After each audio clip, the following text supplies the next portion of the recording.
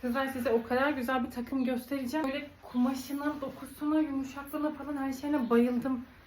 Müthiş bir takım ya ve en önemlisi içi belli etmiyor.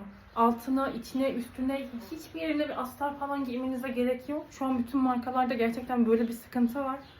Ya içine astar giymek zorundayız, astar etek giymek zorundayız, astar pantolon giymek zorundayız, içine uzun kollu bir şey giymek zorundayız, keten bluz alıyoruz, içi görünüyor vesaire. Bu takımda öyle hiçbir şeye gerek yok. Direkt giyin ve çıkın. Ben şöyle kombini beyaz bir şalla kombinledim ama şu içerisindeki şöyle yeşilin tonları olan da bir şal takabilirsiniz bence. Öyle de güzel olur.